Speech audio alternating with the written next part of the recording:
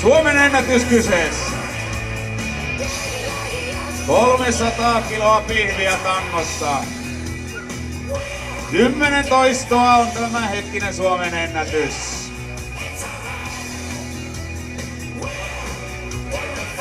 Ja nyt sitten yleisö saa laittaa lapasta yhteen.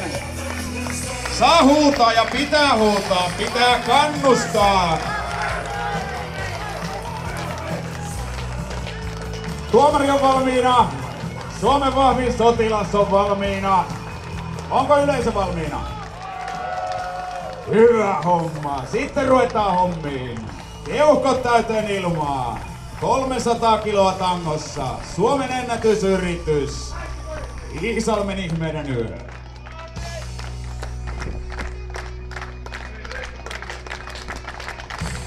Ja lapasta yhteen.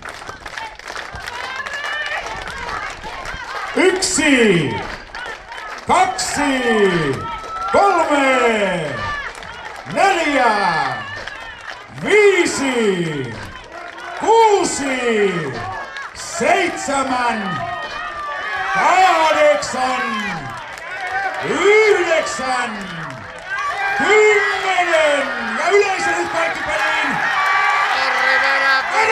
Harri! 11! Se on uusi Suomen ennätys, ottakaa kiinni Harrista, nyt alkaa käymään tajunnan päälle. Suoritus oli niin kova fyysisesti. Ja Harrilla on tosiaan tänään alla 10 kilometrin marssi sotilaiden kanssa. Oikeissa töissä nyt meinaa tulla vähän oksennusta suusta. Se kuuluu tämmöisen huikean urheilusuorituksen merkistöön, että kaikkensa kun mies antaa ja tekee Suomen ennätyksen, niin silloin saattaa pikkusen pukli tulla näissä voimailulajeissa. Annetaan hetki mestarille aikaa.